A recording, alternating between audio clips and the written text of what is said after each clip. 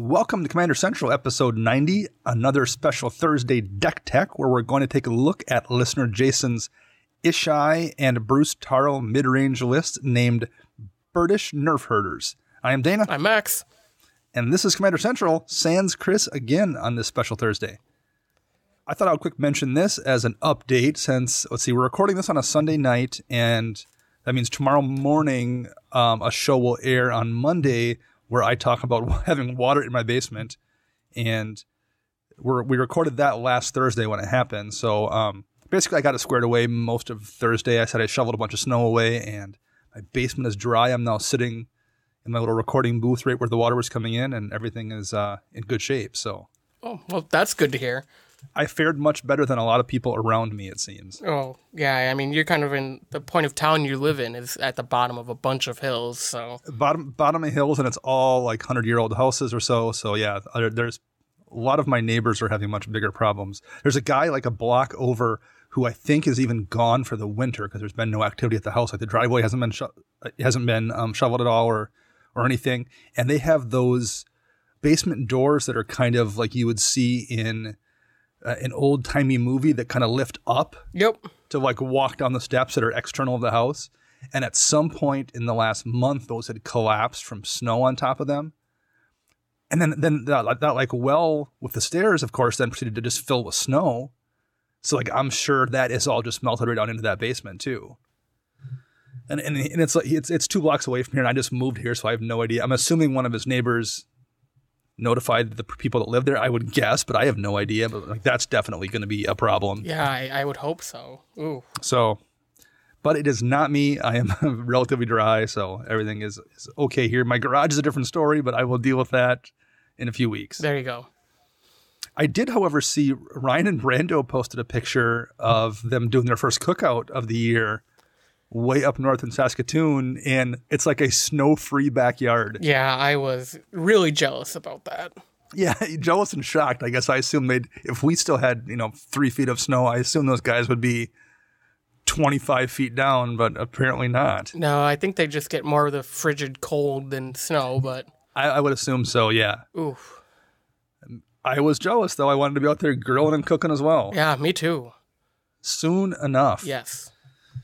So, if you want to reach out to us and say, hey, how'd you do that, Max? We are pretty much everywhere at CMDR Central. So that's Twitter, Facebook, YouTube, which is our show content. So you'll probably be listening to that there. Otherwise, we're also on iTunes, and we would appreciate a 5-star review and a positive comment if you are so kind. Absolutely. And we mentioned YouTube there briefly. We had done our year show last year where we talked about our goal for this year was to switch over to video, and we had hoped to do that by show 100. It's probably not going to be it's not going to be show 100 just because, number one, show 100 is going to happen much sooner than it was anticipated because we've done half a dozen of these extra shows, and we're probably going to do a half a dozen more in the next probably 6 weeks. So that'll throw our timetable off. So we still are planning on making a move to video on YouTube if you are someone who watches stuff there, but it's going to be delayed probably till, rather than an episode number, I would guess, early summer, June-ish. Yep, I think that's a great idea. June would have been where episode 100 would have landed before we started doing all these Thursday shows, so I'm comfortable in saying sometime in June we will be doing video. Yeah, so just a heads up, that is still part of the plan, but the exact episode it's going to fall on is going to be a little bit different than we had planned. But we had also planned on getting tattoos of the show logo at episode 100, and I think that's still part of the plan. So we'll definitely have that down for that show. So we will have at least one episode 100 milestone. Oh, yeah. That means I have to go schedule them. That's true. And we actually are working on a new logo, so we'll probably wind up using that. So we'll try to do kind of a double unveil of our tattoos and the logo at the same time. Ah, good call. And if you were one of our Patreon supporters, you might even get an early glimpse at both of those two things. And if you want to support us and you're currently not, you can do that by going to patreon.com/CMDRCentral. And you know what? If you support us at the $15 level or the $30 level, you get one of these awesome full deck tech episodes just for you. Absolutely. That is a great way to support us, and it's a way that we will say thank you for helping us keep the lights on here at the show. Yes. And we might as well jump right into it since we, are recording this in a gap and we haven't played any games, and there isn't really any news. Let's just get straight to it and talk about Jason's Bruse, Tarl, and Ishai deck. Yeah, so like always, we always ask some questions for these deck tech shows. So I asked Jason the questions, and he pretty much said, he started off with his meta is a very mid-range meta. Most decks are in the power level 7 of 10 range. There's lots of removal and lots of interaction, so it's not like someone's just sitting there waiting for someone to combo off. Although most players always build some sort of combo into their deck to win, but not always the primary win condition.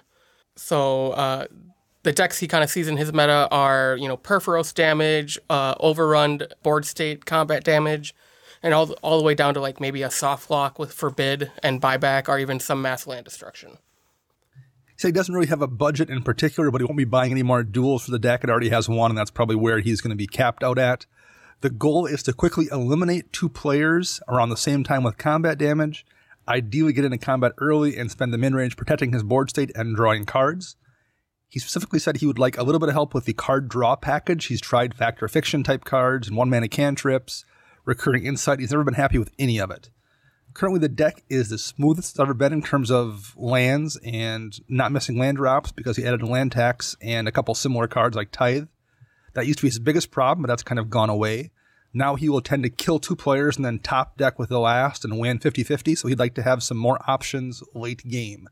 Low CMC or instant speed preferable without tapping out. Awesome. And then one of his final concerns was he feels like he may not play enough creatures. There are about 11 in the deck, and he said, we can toy around with that if we so chose to do so. And then he said, if you want to, rip the entire deck apart and build a new one for me, and I'll see what happens. Well, we won't do that because at least I wasn't planning on it. I kind of enjoyed the deck.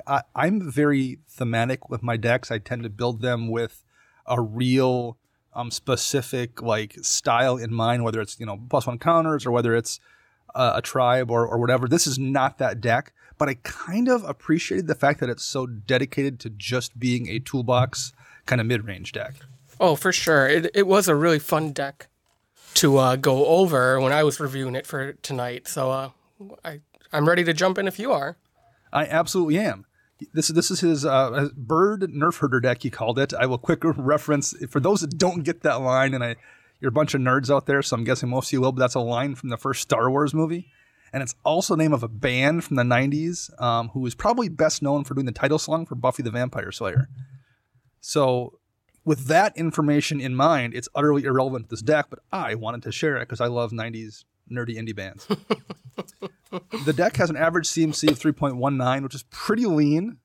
I'd like to see that. Yeah. And I think the first thing we'll go into, because he mentioned having problems with draw, I think we're going to break this one up just by different maybe deck categories. And the first one we'll discuss is draw, and we'll just look at what he has and suggest our replacements there, because that's where he said he wanted a little bit more gas. Yeah, for sure.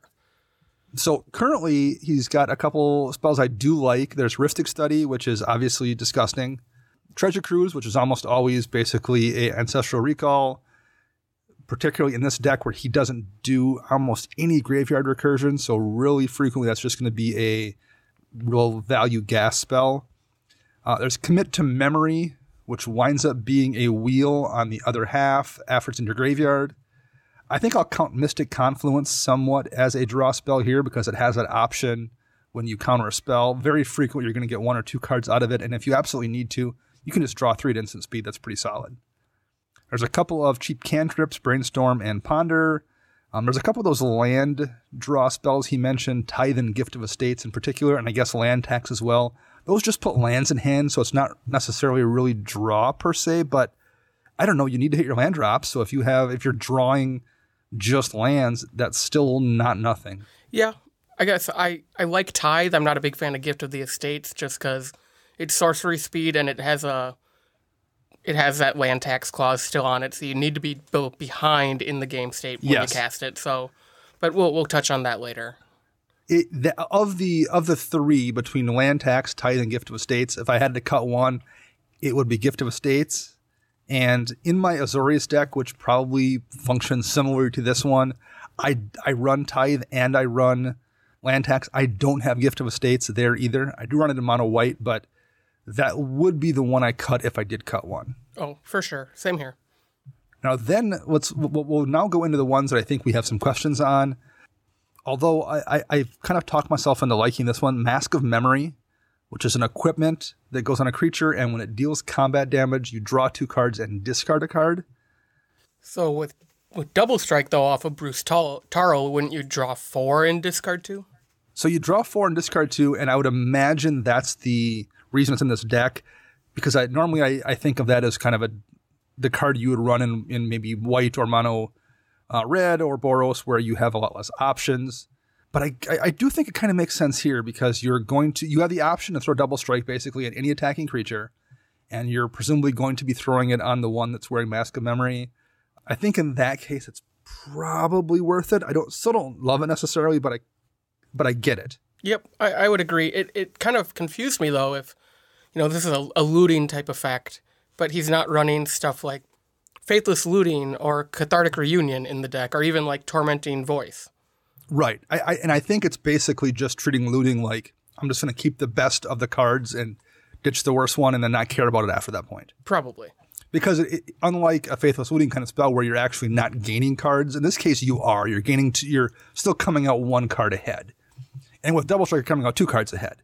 So it's the best 2 of 4 or the best 1 of 2. So it is still technically a draw where you're getting ahead. I think it's probably worthwhile. It's the one I maybe, of the ones I would tend to leave in, it's probably the one I'm closest to saying pull, but I get it. Yeah. Now we'll hit on the couple that I do think I would replace. The first is Ancestral Visions. Man, if you draw that in like turn 1 or 2, that's great. Yep. If you draw it in turn 7, when you're hell-bent or down to 1 card in hand, that feels pretty bad when you need gas and you're like, the game's probably not going to last my 3 turns to get those 3 cards. Yeah, I definitely agree. I'm not a big fan of this card in EDH in general, unless you're playing more competitively, I guess. Or if you're playing like a Maelstrom deck, where you can just cast it for free. Where there's no downside to it really at that point. Yep. So I think my replacement for that, if I was playing this deck, I would probably replace that with Mystic Remora. I just feel like, maybe it's not as, you don't want to cast Mystic Remora on turn 1 because, you're going to spend all your mana on turn 2 and turn 3 paying for it. But aside from like turn 1 or 2, I would absolutely drop it on turn 3 or turn 4. And it's probably going to draw you more cards, significantly more cards at that point than Ancestral Visions. And it's going to do it late game too if you need to. No one can afford to pay that tax for the most part of Mystic Remora. I just think it's good at more points in the game. Yeah, I 100% agree with that. One card I slotted in instead of Mystic Remora in this slot specifically was Tezzeret's Gambit. Ishai is all about +1/+1 counters and drawing a few cards and proliferating. Sounds really good in this deck. I did not think of that. And it's also got a little bit of a life gain component, particularly because Double Strike and life gain stack so nicely. So you do have life to pay the Phyrexian mana too if you need to. Well, that's a good call. I like that one. The next card I was I definitely don't like, but I think a lot of this is me personally, is Windfall. Yeah. And I get it. Some people like it. I personally don't like wheels, and I think there's too much variance that you can't count on. Like, there's going to be those times when you just happen to have 6 cards in hand and everyone else is at 3, and you draw Windfall. Well, I mean, do you want to give anyone else some cards? And if you don't, which you probably don't, that's just a dead card in your hand. Or you have the problem that I've seen enough times with wheels where you draw one and you look around and you're like, man, my board, even if your hand situation is bad or good or whatever, if you look at that board state and realize you're in a good position and no one has responded to you in 2 turns, that's because they don't have an answer in hand, probably. And when you cast a wheel, you're giving them a chance to get that answer that they don't currently have. So I don't love that either. I just don't like cards that there's enough X, Y, Z clauses that can make it something you don't want to cast. Yeah, I definitely agree with that. I guess if you're going to run the wheels, run more than one of them. So I would expect to see maybe Wheel of Fortune in here as well. I mean, which is definitely better because you're always going to get 7. Right. My opinion is maybe run something like Collective Defiance, which has Escalate, so you can just discard all the cards in your hand and draw that many after casting it. So it's a one-sided wheel. Sure. Same mana cost, it's just a little more color intensive because it's double red.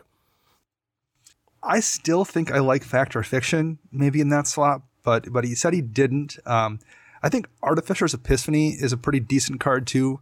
There's 13 artifacts in this deck, so the clause in Artificer's Epiphany, is it's instant speed, 3 mana, draw 2, and then you have to discard a card if you don't control an artifact.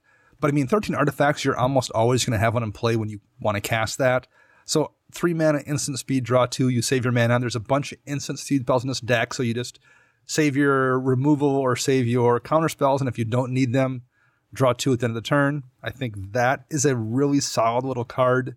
Normally I'd say Chart a Course, but there's not enough creatures that consistently draw 2 with it, I think, in this deck. See, I did put Chart a Course down because it is a commander damage central deck. That's so true. He is always going to be swinging with something, you know. And Ishai does have flying. Evasion baked in, which is nice. And then you also mentioned Tezzeret's Gambit before, which is also a fine one, I think, in this slot. I didn't think of it, but I think that would also be perfectly fine here. I will note, I've said it already, but I'll say it again, I just don't like wheels personally, so that could be me. Yeah.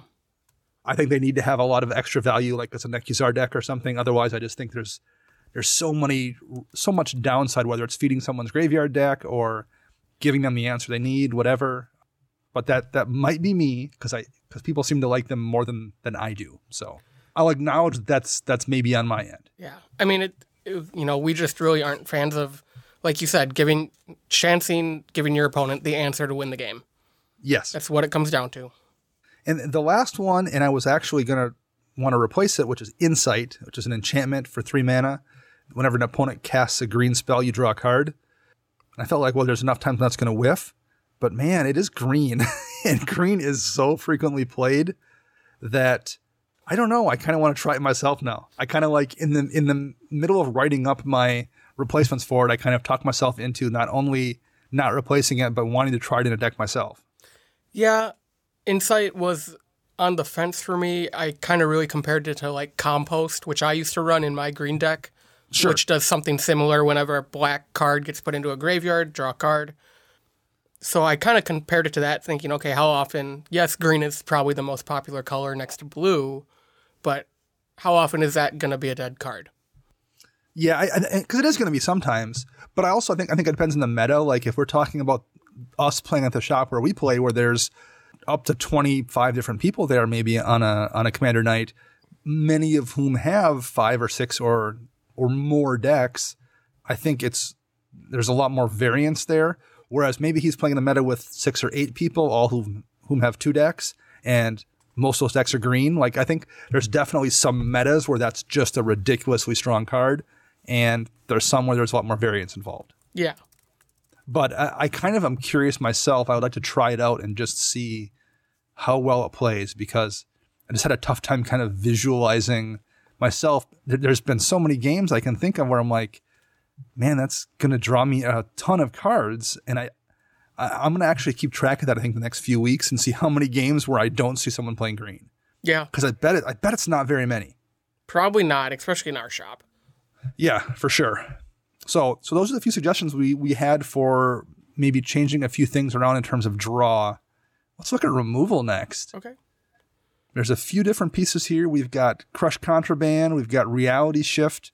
I made a note here that I think Path to Exile is maybe better, but I think it's definitely better, but it's also, is it $8 better? I don't know if it is, because Reality Shifts are really, really good. Yeah, in my opinion, I would run both. I'd have a tough time not running both, but I don't think you should rush out and buy a Path to Exile of Reality Shift, because I think Reality Shift is a great card. Yeah. There is the swords in here. There's a Curse of the Swine, which is a card I'm kind of a fan of. It's sorcery speed, but there's enough times you can just, because it's targeted in the X, it's only 2 blue and X. It's pretty easy to take out 4, 5, 6 things that are really key pieces. And the pigs they get back really aren't a big deal usually. Right. There's Aura of Silence, which is a tax, and a Rattlesnake, take out an artifact or enchantment. There's Imprison in the Moon, which is a card I think we're both fans of. Oh, for sure. There's Eldrazi Conscription, which I marked as a removal spell, and I have it elsewhere as a combat spell as well, but you're taking away a creature, and you're making it a creature that can kill. So I kind of count that as a removal spell, and it makes sense in this deck because there's a card later that kind of interacts with it nicely. Now, we'll look at least the one card I think I would replace in the removal package is the last one here, which is Forsake the Worldly, which is exile an artifact or enchantment for 3 mana, and it has cycling on it. So I think that's a good card in theory. I think in reality, you never cycle Forsake the Worldly unless you're in some position where someone's swinging with an Alpha Strike and you're like, well, I need to top deck Cyclonic Rift right now, so I'm going to cycle this and see if I get lucky.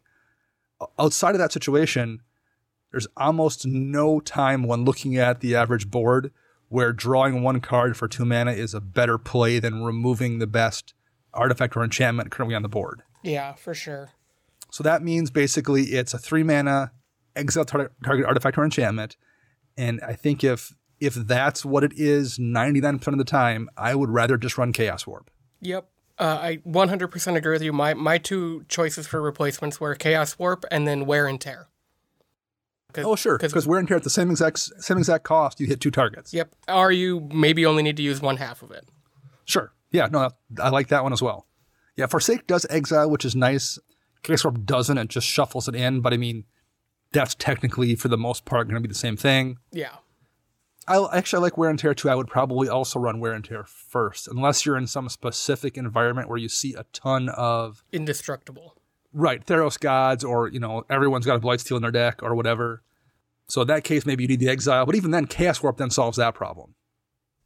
So yeah, I think one of those 2 I would run over Forsake. The rest of that package looks really good, except for I agree, it's really tough to not run both Swords and Path in a deck. I would have a tough time not running both of them.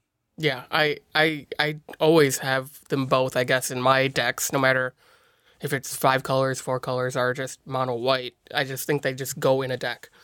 Yeah, 1 single white mana. There's no color constraints. That's just as easy for the most part in a 5-color deck as it is in mono white. Not a lot of downside to them. Both instant speed exile. I mean, they're both fantastic. Yeah. So then we have some board wipes here. And I counted Cyclonic Rift as one. I mean, you can argue whether it's a board wipe or just a combat trick or whatever you want to call it, but I kind of tend to count it as one, or at least half a one maybe. But beyond that, there's Austere Command, Blasphemous Act, and Terminus. So what are your thoughts there about those board wipes, Max? I think it's a little light. I mean, I like all of these, including Terminus, honestly. I've seen Terminus kind of pop up in our shop lately as a board wipe. Yeah. And you don't expect it. I like it's kind of under the radar where you just kind of are expecting a Wrath of God or maybe in this deck a Supreme Verdict. And then all of a sudden, nope, instead of destroying all your creatures because maybe you're in a graveyard heavy meta, nope, everything gets put to the bottom of your deck. And I kind of like that idea in this deck. Yeah, I do too. And there's also a couple different ways to kind of set that up, whether it's the Brainstorm or the Ponder, or was one I was just looking at. Mystical Tutor, with it right to the top if you want to then grab it next turn and cast it for the Miracle cost. So there's a couple ways to kind of tweak that a little bit. I like it. The one I feel like I have a tough time not running in white and blue is Supreme Verdict. And I don't think I would replace any of these with it. I think I just might try to find a slot for Supreme Verdict. Because you even mentioned that it's maybe light on board wipes. But man, being able to cast a board wipe that for the most part people can't respond to, they can't counter it, they better hope they have Nefarious Protection or they're just going to lose their stuff. That's, I think, really, really difficult to bypass if you have the option to cast it for 4 mana. Yeah, I had Supreme Verdict down, but knowing that he has had mana problems in the past, I think I would just lean more to Wrath of God to begin with. And then once you know for sure your mana, your color differentials are where you want them, maybe put Supreme Verdict in later because it is a little bit harder to cast. Yeah. And actually, we mentioned this, but I guess I left it off my list inadvertently. Chandra's Ignition is effectively a board wipe. It's in this deck as well. Mm-hmm. And that's for the most part going to clear the field.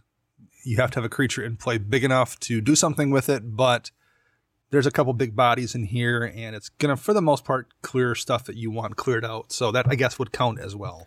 Right, and especially if you cast it second main phase after giving something lifelink with Bruse Tarl. Yeah. Because then you're just going to gain all that life.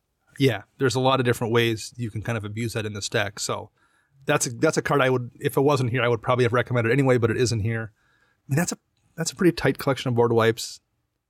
I think, like you said, maybe one more, particularly because this deck is so low on creatures, you can definitely afford to go a little bit deeper. Mm-hmm. But looks pretty good.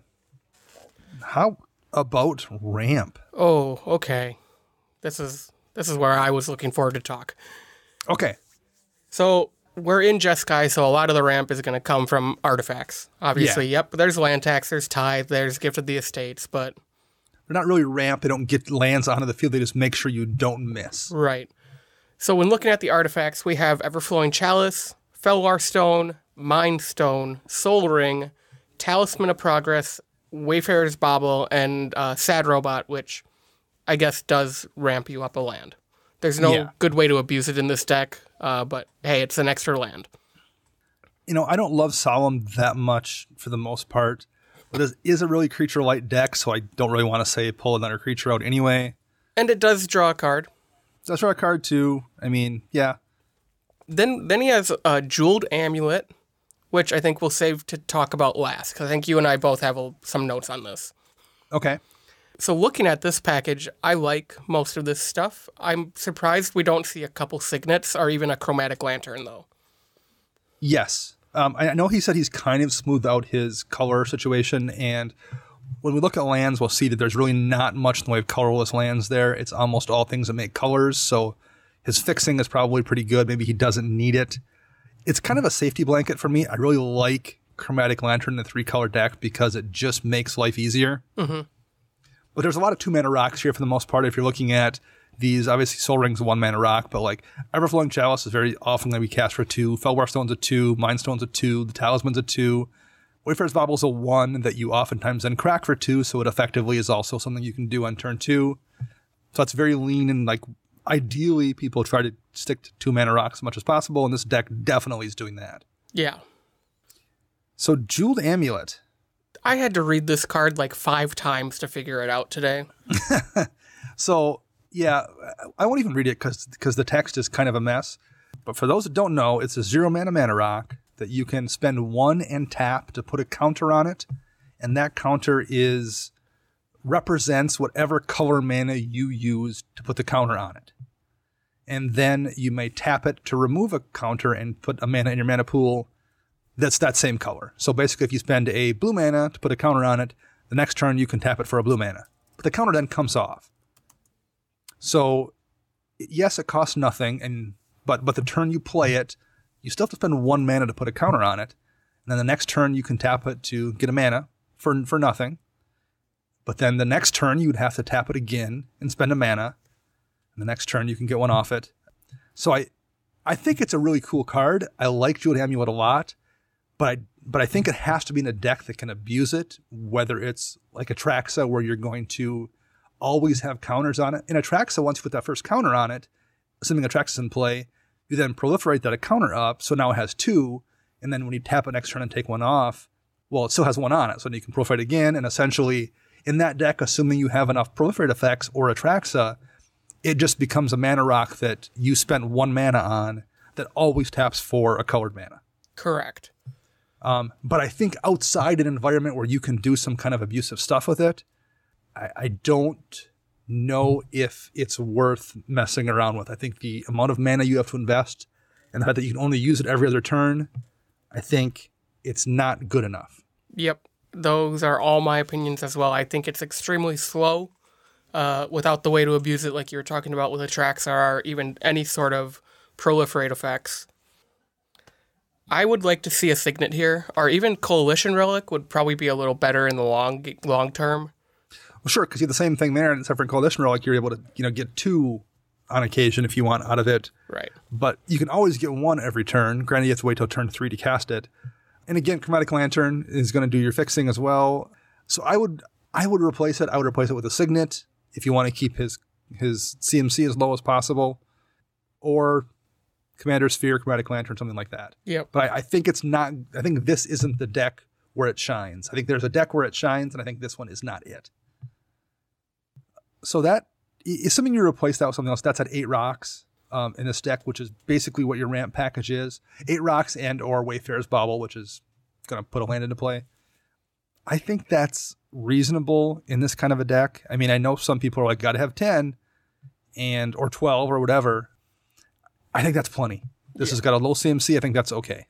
Yep, I agree. Combat. So it's kind of a broad category here, but we're looking at things that will buff combat or change combat or alter what's happening in combat. So the first thing I will mention is there's 4 pieces of equipment here, and at least 3 of them are very, very odd. Okay. So the one that isn't odd is Swiftfoot Boots. Right. Give your guy hexproof and haste, really, really useful. The ones that are odd are Chariot of Victory, Hammer of Nazan, and Haunted Cloak. So Hammer, I guess, is a way to make your valuable creatures indestructible, and if you get some equipment in play and a creature comes in, you can do some free equipping, which is kind of nice. But I don't think there's enough pieces of equipment to really utilize that ability, and I'm not sure the indestructible is that. I mean, I think I like it a lot in an equipment deck, but I don't think it does enough things here. Yeah, and 4 mana is a lot in this deck. It is. The other 2, Chariot of Victory and Haunted Cloak, are both basically ways to give trample and haste. Yep. And I get that because there's not a lot of trample here and you're trying to punch damage through. Haste is always useful. The reason there's no Lightning Greaves here is because it stops Bruce's ability. So I get that as well, which is probably the reason there's no Whisper Silk Cloak either. Mm-hmm. I'm just not entirely sure I buy. I don't know. What do you think of those equipments in particular? I like the Haunted Cloak because it gives haste and vigilance. Yes. The one I'm not a big fan of is Chariot of Victory. For that 4 mana total, I would rather run Champion's Helm. You don't get the haste out of it or the trample, but you get +2/+2, and your legendary, which I'm going to guess is going to be Ishai, is going to have hexproof. So you can still target it with Bruse Tarl, but your opponents can't get rid of it. Yeah, and I think there's probably enough haste enablers in this deck. There's a few lands we can talk about later. There's Swiftfoot Boots, obviously. There's a couple things that do it. I don't think you need. The problem with haste is it becomes redundant. If you have more than 2 ways to give a creature's haste, it doesn't do you any good. And I think there's just probably enough here that you don't need some mediocre equipment to do it. Right. So a couple replacements here I would suggest, and I agree, Chariot's probably the one I would pull first.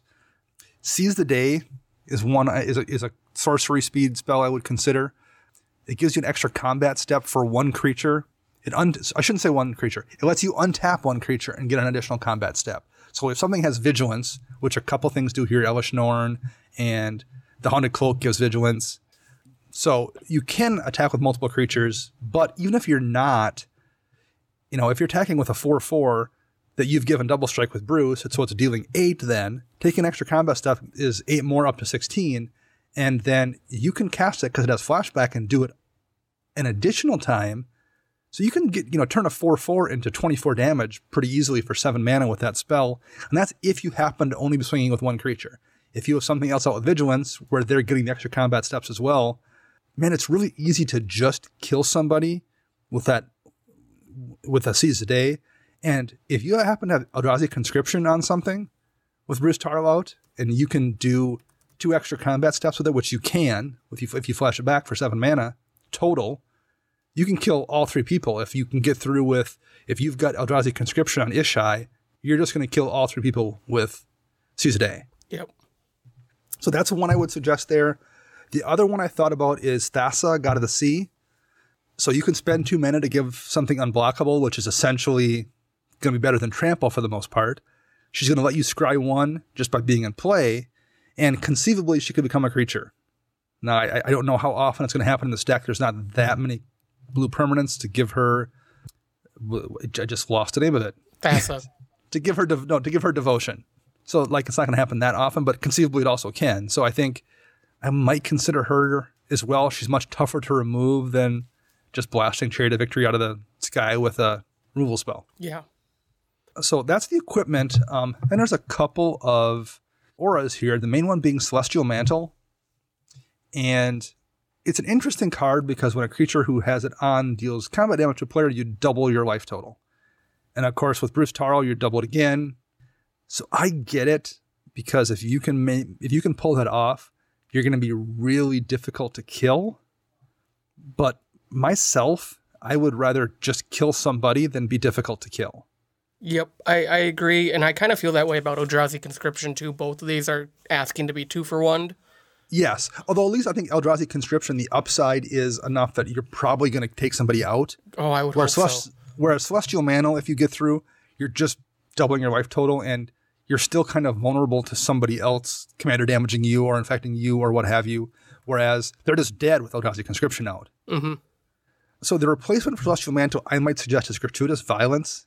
It's not going to get 2-for-1 because it's a standalone enchantment. And it stacks with Double Strike, so it doubles the damage that you deal. So if you give your 4/4 Double Strike with Bruse, then it's going to it'll turn that 8 into 16. Yep. And it affects all your creatures, not just one. So I would at least try that in place of Celestial Mantle. I think it's got more utility, and it's the same CMC. It's trip red, but Celestial Mantle's trip white. Right. So neither are really easy to cast. The last kind of combat trick here is Disrupt Decorum, which I don't run, but it's a cool card, and I've wanted to try it in a deck, so I'm curious to see how that works in a deck, because I bet it's pretty useful. It feels like a really useful card. For sure. The one I was really looking at was Steal the Godhead. So it's a 3-mana aura from the Shadowmoor Eventide block. Yep. So he's already running Sovereigns of the Lost Alara, which yes, whenever a creature attacks alone, essentially lets you tutor for an aura and equip it to that creature.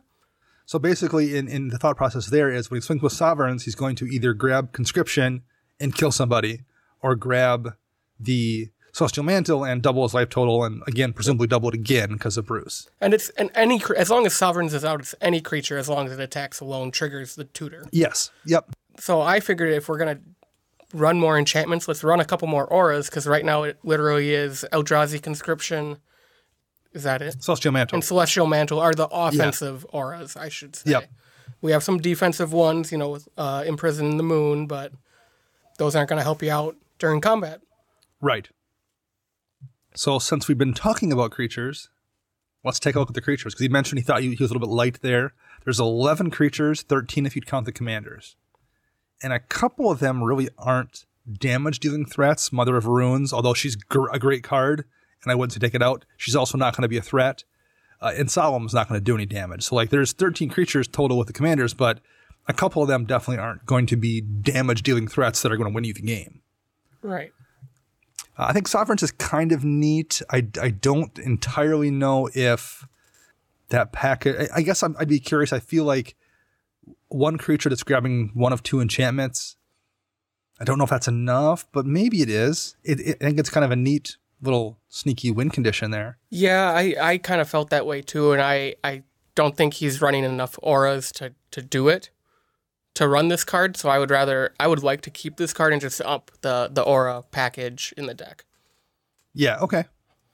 Are there any specific creatures that jump out at you that you don't love? I am not a fan of Body Double, so for those who don't know, that's a 5 mana for a generic and a blue for essentially a clone that says you may have Body Double enter the battlefield as a copy of any creature card in a graveyard.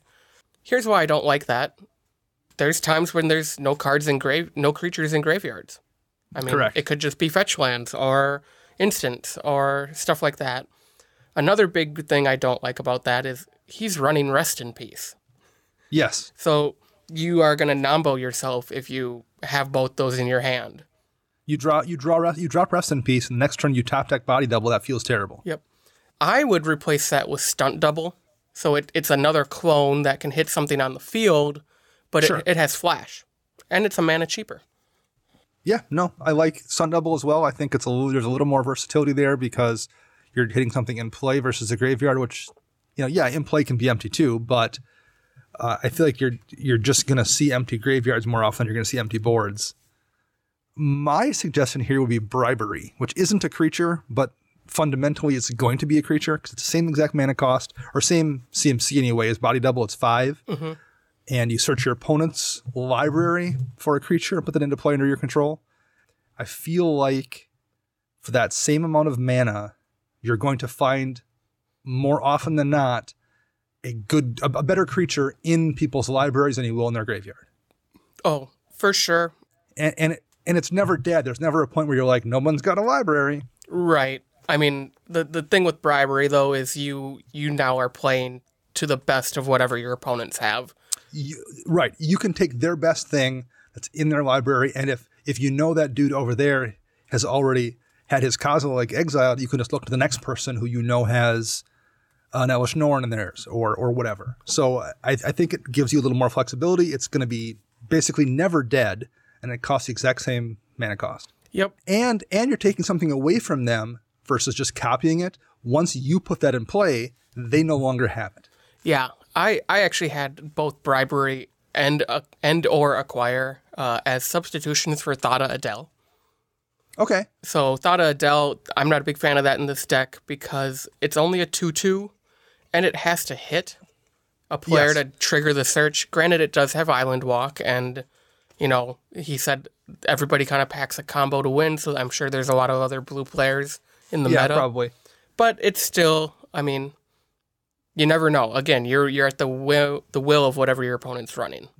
Whereas acquire always, worst case, you're going to get the Soul Ring. Right. If you want to get the Soul Ring, if that's the worst it's going to do, it's getting a Soul Ring. Mm-hmm. And very often it'll get a Gilded Lotus or a Thran Dynamo or something even better than that. Yeah. And I'm just thinking in terms of rocks. You can grab a Darksteel Citadel, or you can grab a Blightsteel, or I mean, there's... I think you can grab creatures, right? Acquired gets artifacts, so artifacts creatures do count. Yeah. Bribery does non-artifact creatures and artifacts. Yep. The other creature that jumped out at me that I think is not good enough is Sunscorch Regent. It's basically Ishai that's not in the command zone for the most part. I guess it gains you a little bit of life too, but I feel like it isn't enough of a threat here. Like if someone plays Sunscorch Regent against me in a deck, my first thought is, I'm glad that wasn't something worse. Yeah. Whereas my two suggestions would be something like Baneslayer, that's just a scary beater at all points in the game. I would rather see a Sunscorch Regent come down than a Baneslayer, which means Baneslayer I think is better. And the other one that I was thinking of is Dragonlord Ojutai, who number one protects herself. She's also a beater. And number two takes advantage of that double strike by letting you double strike draw off each combat trigger. Yeah, that double anticipate would be great off of Dragonlord Ojutai. I'm going to get totally made fun of on our Slack for this, but I would like to see a Consecrated Sphinx in this deck. I mean, sure. No, I get what you're saying, because at this point, this deck is a mid-range deck. It's not going for a theme. You're just running great cards. Sure, Con Sphinx is going to be great here. And it's going to fix your draw problems. It helps with draw. It's always and it's a beater, too. It's not nothing either. It's also a threat in the air. Right. I mean, is your opponent going to take out the Consecrated Sphinx that's drawing you 2 to 3 cards per opponent turn? Or are they going to take out that 8/8 Ishai that's probably going to get double strike off of Bruse Tarl next turn? And same thing I said before, if someone drops a Sunscorch Regent, I'm not worried about it. They drop that Consecrated Sphinx, that has to be dealt with or I'm going to lose the game. Yep. So, yeah, I agree. I think that Regent just isn't good enough, and there's a couple of different options that I would run there first. Yeah, I mean, if you do want to stay on theme with that, whenever a player or opponent casts a spell, the creature gets bigger. I would rather run the Taurine Mauler because it counts any spell, sure. I believe, and not just your opponent's. Yeah, no, I would agree with that. So I do think it probably wouldn't be a bad idea to, like we said, we suggest a few replacements. Man, I feel like a couple more creatures wouldn't be a bad idea. Although I don't really know what you pull to make room for them. Maybe Gift of Estates and run 1 or 2 more, something like that. Because I do think a couple more wouldn't hurt. Yep, I'd agree with that. And I would agree. Gift of the Estates could come out. He's running Forsake the Worldly, which I'm not a big fan of. Yeah. Although I think that was when we suggested Chaos Warp or something for. But yep. I do think a couple more creatures. And one thing about Consecrated Sphinx, not only is it a creature, the draw lets you get to your other creatures faster. So it's one of those things where I'm not going to say it counts as 2 creatures, but in a way it kind of does. By running those kind of spells, it makes your other creatures appear much more frequently in your hand. So you can get away with running less when you're drawing that many more cards. That would be one. I didn't even, you're the one who mentioned it, but that's a great inclusion there for sure. So let's look at the land base here last. Okay. We mentioned there's not many utility lands here. And man, there really isn't. Ancient Tomb, which just makes mana, obviously. Ash Barrens, I guess, but Ash Barrens just turns into whatever land he needs for fixing. Yep. And after that, I mean, there's a few, like Iganjo Castle, but it still makes white and it comes into play untapped. So yeah, it's a utility land, but it's essentially a plane unless someone's running a Blood Moon. Yep. So basically there's Field of Ruins and Homeward Path, Handweir Battlement, which grants haste. Man, that's really, looking at it, I guess, Shinka the Bloodsoaked Keep, but that also, like Igano Castle, comes into play untapped and it taps for a red, so essentially it's a mountain. Yep. And it can give first strike, which is great. And it can give first strike, which might not be that necessary in a deck where you have a commander who grants double strike, but there isn't much downside to it.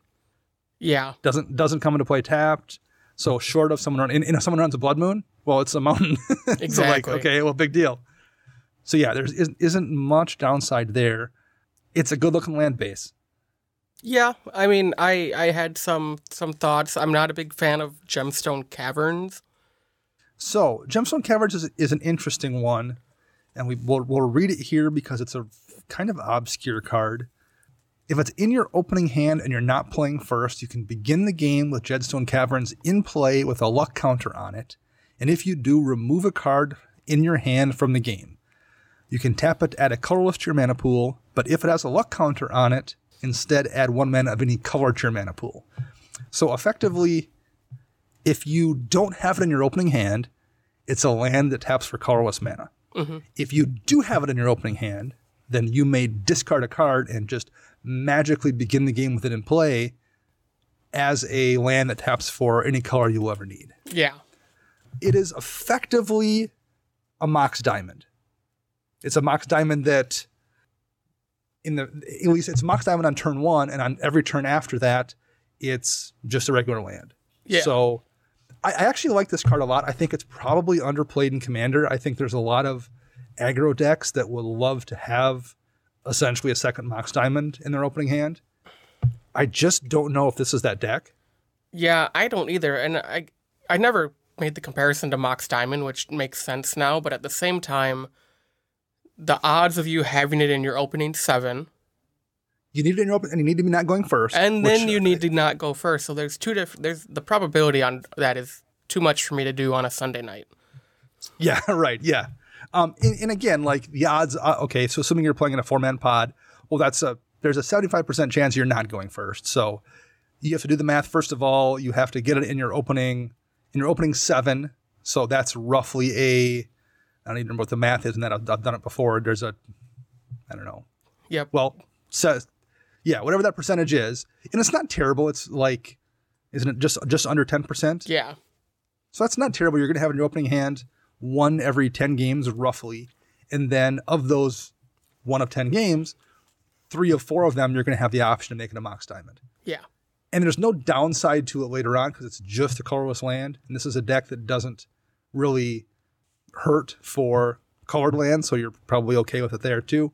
I just don't know if that upside is worth it. I'm like, I feel like this is the kind of thing where you're going to oftentimes pitch that card, play the Gemstone Cavern, and then there's nothing that you're going to rush out with that 2 mana necessarily that's going to be game breaking anyway. Yeah. My opinion on it is I would put Gyre Reach Sanitarium in instead of this, because it still comes in and taps for a colorless, but you have the ability to pay 2 to have everybody draw and discard a card. Okay, sure. I mean, it's not great. Again, you're giving your opponents a chance to find their combo piece or an answer, but there's also the times where someone might be hellbent and they have to just draw and discard that card. So I don't know. It might be worth trying if you're having issues with draw still. Myself, the only land removal land is a Field of Ruin. I feel like a strip mine, or let's say you can't afford a strip mine because it's closing on $25, a Tech Edge or a Ghost Quarter. I feel like a land removal land, by virtue of killing someone's Nykthos when they've got a bunch of, green permanents in play, or killing a Cradle, or killing a Cabal Coffers, or killing a I can't even think of, like, there's Academy Ruins or whatever, Serra Sanctum. I feel like there's enough busted lands out there, or the flip lands from Mixalon. Yep. There's enough busted lands out there right now that I feel like the amount of games where destroying one of those keeps you from losing is probably significantly higher than the amount of games where everything falls into place just right and you get a turn 1 Gemstone Caverns, and it actually helps you. So not only do you have to get it into play, you have to get it into play at a time in the game and have the right cards in hand where that extra mana that early is going to put you in a position to win the game. I feel like the amount of things that have to occur for that to happen is way more difficult to achieve than it is, oh, hey, that dude just flipped the Growing Rights Vittelmach. I'm just going to strip mine that. Right. So I think that is going to happen a lot more often. Or someone's got a Maze of Ith, and you can't do anything about it because this is a combat deck that's trying to kill somebody, and they're just going to maze you, and you haven't drawn your Swiftfoot Boots yet, so you just can't get in through lethal. So yeah, I think there's a lot of reasons to run one more land removal land, and I think that's going to make a difference more often than Gemstone Caverns. Yep. You just mentioned like Maze of Ith. Maybe instead of Iganjo's Castle, because its second ability does prevent 2 damage dealt to a target legendary creature this turn, which is pretty very use case, I guess. I don't know what the meta is. Maybe there's a bunch of lightning bolts flying around. And there's times probably when like somebody blocks and that's gonna change that. Mm-hmm. But you also have first strike, right? A bunch of times because of double strike. There's Tarl's ability. So not only does it have to be that real narrow situation where 2 damage is going to kill your creature, it has to kill your creature after you've already dealt your first strike damage. Right. I would almost put like a Core Haven in instead of that. I know it doesn't tap for colored mana, but again, there's not much downside to it. Right. And man, Core Haven saved my butt in a ton of games. Yeah. It saved mine too because people forget about it. Like, yes. Oh, yep. Okay, cool. I'll just use Core Haven. Oh, when did that get played? Oh, turn 2? Because that Maze of Ith is really conspicuous because you play it and you're not tapping it for mana ever. So it sits there untapped. People see it. That Core Haven, people tend to forget about because there's going to be enough turns where you're like, oh, there's no creatures out or someone just board wiped. I'm just going to use it for mana right now because I don't care. Right. It tends to slide under the radar the way Maze of Ith does not. Yep. Tarnished Citadel is one I was a little bit unsure of. It's an old card, so for those that don't know, Tarnished Citadel is a land that taps for 1 colorless mana, or you can tap to add 1 mana of any color to your mana pool, and it deals 3 damage to you. Oof. Man, three's a lot. Yeah, I mean, at that rate, you're in the Hall of the Bandit Lord level of damage from a land at you. And Hall gives your creature haste. Right. The plus side, I guess, to Tarnished is it comes in untapped and it taps does. for a colorless no matter what. Yep. And it makes any color. Yep. I mean, my gut reaction was, oh, there's Mana Confluence and City of Brass would be what I would use instead, but he's running those already. Yes. The one I was thinking of here is Spire of Industry. It deals 1 damage to you for any color of mana, but it taps for a colorless. The only thing is you need to have an artifact in play. But as we mentioned before, there's 13 artifacts in this deck. And I feel like if you're in a situation where you don't have an artifact out, you probably don't need the fixing maybe. Or it's early enough that you can get away with the colorless. I just think that the amount of times that Tarnished Citadel gets you mana when Spire wouldn't is pretty insignificant. And I think the 2 damage difference multiplied over 4, 5, 6 turns is really significant. Mm-hmm. Nope, I'd agree with that. And I think the next land I'm also going to mention is Path of Ancestry. I don't love. Comes into play tapped, which hurts. Or it does. I wrote that down, but I guess I didn't even verify that because I don't remember for sure. It does come in tapped. Does come into play tapped.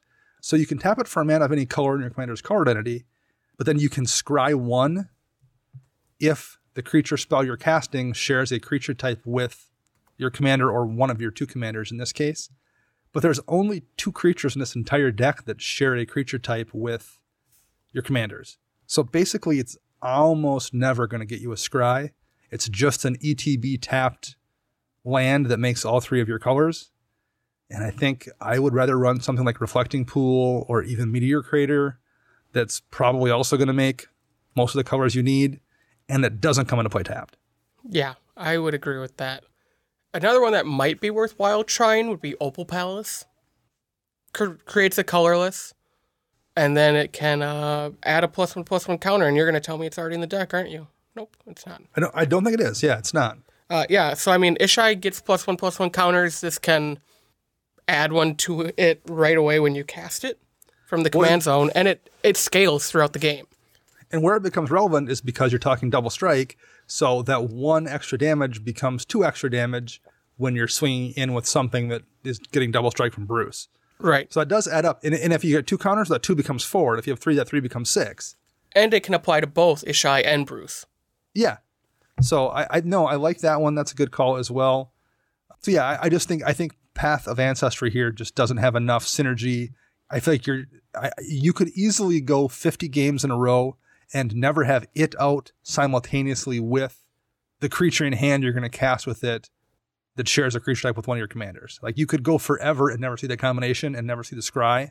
So why is the land coming into play tapped for the 1 in 50 games you see that happen? Yeah. Any other land ones you want to talk about, Max? I covered all the ones I had. Graveyard Hate. We like to preach it. Yeah, there's a couple in here. Yeah, I mean, we already brought up Rest in Peace. And there's also a Relic of Preventatus in the artifact slot, which is a card I like. Yeah. Because it replaces itself as well, which is nice. Yeah. Scavenger Grounds is a card that I have preached repeatedly, and there is not one in this deck. And of course, you could easily run that in that Gemstone Cavern slot or in the Path of Ancestry slot. Although I think there's enough times we recommend that because people have 0 Graveyard Hate, and you do have 2 pieces in Rest in Peace and Relic. Yeah, and 2 really good pieces, Yes, yeah. So I don't know, maybe it's not that third piece isn't worthwhile in this deck, or maybe something else. Maybe even like a Tormod script might just be better. Yeah, maybe. And maybe you're fine with those 2. Like, maybe there's just not a ton of graveyard recursion stuff in your particular meta, and the 2 do more than enough work. I would totally believe that. Yep. I'm just glad to see something because I see enough decks that have none. Yeah, same here. So the last little thing we'll look at here is Protection, which in this case takes the form of both counter spells and Teferi's Protection. Yeah. Teferi's Protection, I think we all have discussed this enough. It's just a monstrous card. Mm-hmm. And it's going to be great here as well. You, Max, use Eerie Interlude and Ghostway in, is it a couple decks? You use them in at least one, but I think you use them in a couple. I use Eerie Interlude in quite a few of my decks. Ghostway is just in one. But yeah, I do enjoy those type of cards.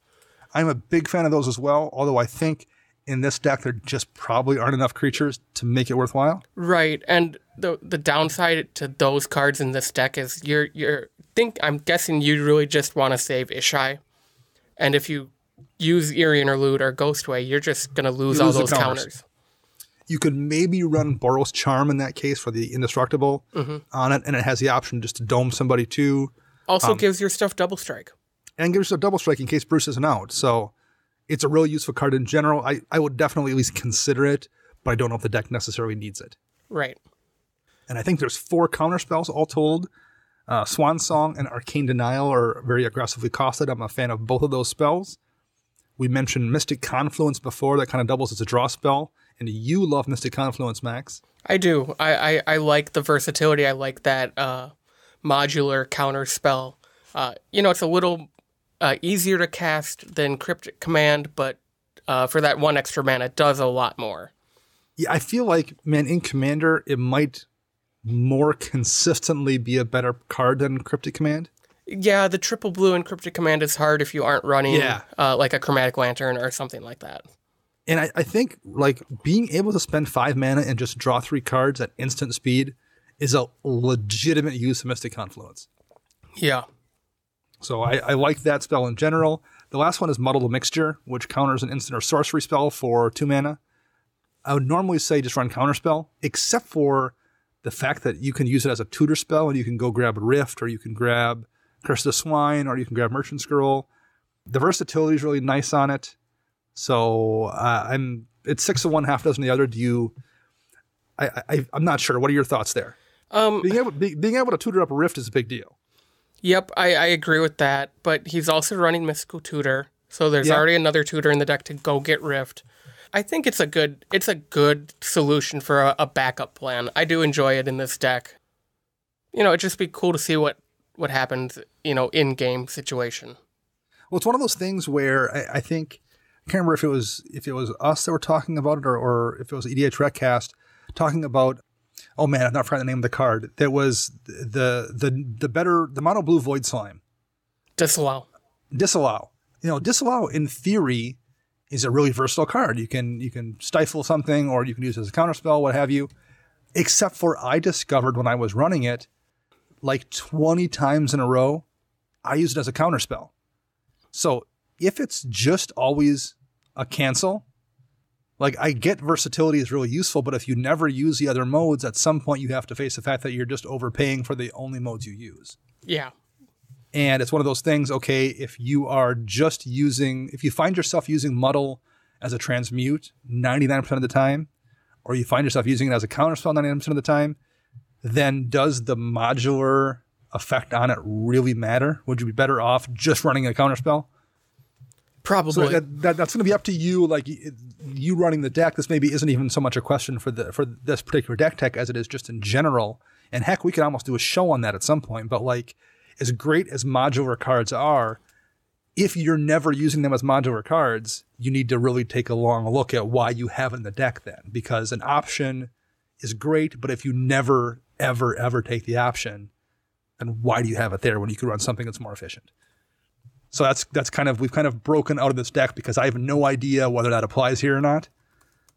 And I would bet it doesn't because this deck is really, really efficient. So I feel like he's running Muddle because he uses both options. Yeah. So that's my guess, and we'll kind of leave it at that. Anything to say on our way out about the deck? Any final thoughts before we kind of wrap it up here? This deck was really fun to go over. I think you and I both touched on the areas that he wanted us to. We found better draw options that maybe also help other aspects of the deck, like Tezzeret's Gambit or the Artificer's Epiphany. Yeah. I think the removal package is good. It could be a little better, but I'm kind of basing that on our meta because our meta is really removal heavy. Well, this feels like a deck I could easily see in our shop. Oh, for sure. Like this does not feel more powerful than what we see. We tend to see a little more thematic based decks, but this wouldn't be weird, I don't think. If I just sat down and someone pulled it out, it would play very similarly to a lot of the decks we see. Yeah. And I like it. I kind of was a little bit surprised because I went in, I'm like, okay, so it's just kind of a good stuff, mid-range deck, whatever. But it was kind of a fun thing to kind of puzzle out and look at, like, there's a lot of really good cards here that are good in a lot of situations, and I get why it always has answers. Yeah, I definitely agree with that. And there are so many different ways we individually could have taken this deck. You did bring up some extra combat spell cards earlier in the show, and I actually, when I first started looking at this deck yesterday, I'm like, this could easily be an extra combat step deck just because you're just going to just keep getting the Bruse Tarl triggers on other creatures you're running. Because extra combat stacks so nicely with double strike because you're essentially getting quadruple damage out of it. Right.